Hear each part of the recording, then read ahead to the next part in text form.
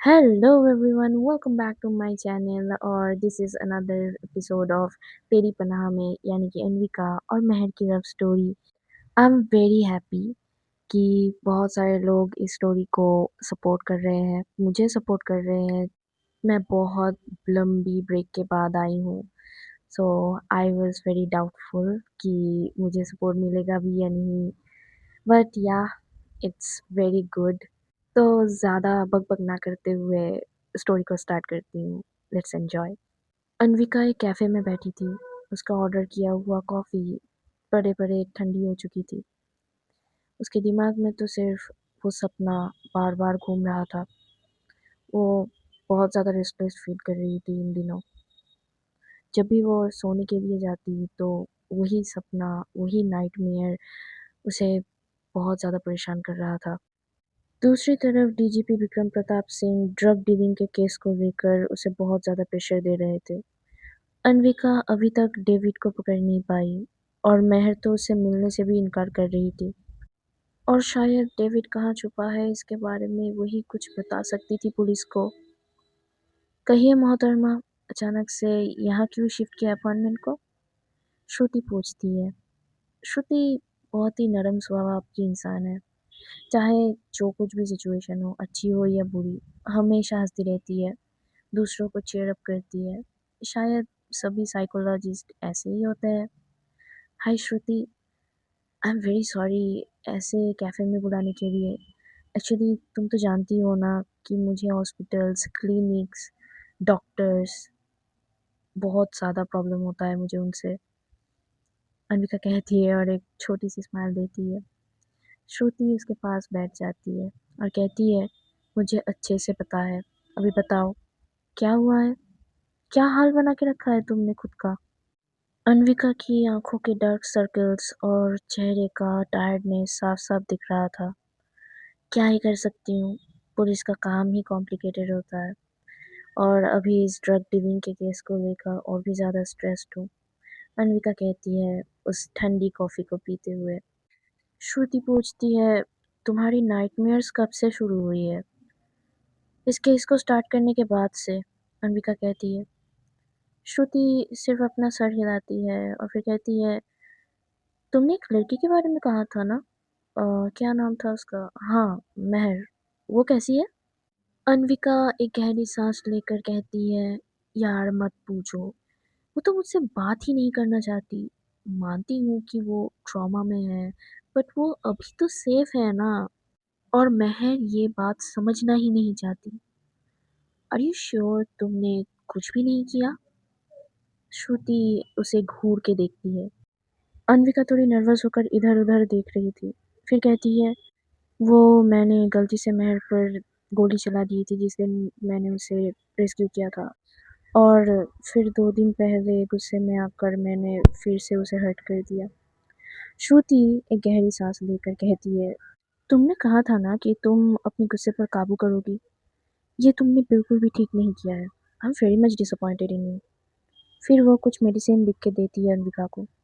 ये सभी दवाई देनी है तुम्हें टाइम से। Do not try to skip it.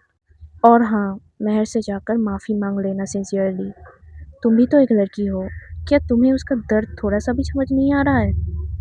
Anvika कुछ नहीं कहती, तो श्रुति वहाँ से चली जाती है। अगली ही सुबह अन्विका हॉस्पिटल जाती है। महर की जो इंचार्ज डॉक्टर थी, वो तो अन्विका को महर से मिलने से सख्त मना कर रही थी। फिर भी अन्विका महर से बात करने के लिए उसके कमरे के अंदर जाती है। महर बेड पर बैठी थी, एज़ यूजुअल। बट इस बार उसके हाथ में एक बुक था। वो बुक पढ़ रही थी। एक छोटी-सी स्माइल थी उसके होठों पर। आज वो बहुत ही ज़्यादा शांत दिख रही थी। अन्विका धीरे से उसके पास जाकर कहती है, कौन-सी बुक पढ़ रही हो? काफ़ी इंटरेस्टिंग लग रहा है। मेरे पास भी बहुत सारे बुक्स के कलेक्शन है। अगर तुम चाहो तो मैं तुम्हें दे सकती हूँ। महर ने कुछ नहीं कहा और वो स्माइल भी गायब हो गया। अन्विका एक गहरी सांस लेकर कहती है, आई एम वेरी सॉरी महर। मुझे तुमसे बिल्कुल भी बदतमीज़ी नहीं करना चाहिए था। मुझे थोड़ा ज़्यादा ही गुस्सा आता है। मैं इतनी भी बुरी नहीं हूँ। अन्विका एक सांस में बोल देती है। वो वेट करती है महर के जवाब के लिए, बट एज़ यूजुअल महर कुछ नहीं कहती। वो बुक बंद करके जैसे ही विंडो की तरफ देखती है तो उसकी आंखें चमक उठती है। अन्विका भी ये नोटिस करती है और वो भी विंडो की तरफ देखती है। बाहर हल्की सी बारिश हो रही थी। क्या तुम्हें बारिश पसंद है? अन्विका पूछती है। महर कुछ देर तक चुप रहने के बाद अपना सर हाँ में हिलाती है। अन्विका को रिलीफ महसूस होता है। फाइनली महर कुछ तो इंटरैक्ट कर रही है। तो फिर चलो बाहर जाकर बारिश एंजॉय करते हैं, अन्विका कहती है एक स्माइल के साथ। महर पहली बार उसकी तरफ देखती है। थोड़ी सी शॉक दिख रही थी। फिर धीरे से कहती है, ठीक है। महर की वॉइस बहुत ही सॉफ्ट सुनाई दे रही थी अन्विका के कानों में, जैसे कि मानो महर की वॉइस और चेहरे में कुछ जादू छुपा है। अन्विका बस उसे देख रही थी। महर को ये देखकर थोड़ा अनकंफर्टेबल फील होता है, तो वो थोड़ी सी घूम जाती है। अन्विका को भी अपना होश आता है, तो वो हिचकिचाते हुए जल्दी से कहती है, मैं व्हीलचेयर लाती हूँ अभी। ऐसे कह के वो बाहर निकल जाती है। अन्विका महर को लेकर हॉस्पिटल में जो गार्डन है उसकी तरफ चली जाती है, बट वो एक शेड के अंदर खड़े होते हैं क्योंकि बारिश हो रही थी इसीलिए। फिर महर उस बारिश में अपना हाथ बढ़ाती है। एक बहुत ही क्यूट सी स्माइल उसके चेहरे पर खिल जाता है। वो खुली हवा में एक गहरी सांस लेती है। अन्विका ये सब कुछ नोटिस कर रही थी।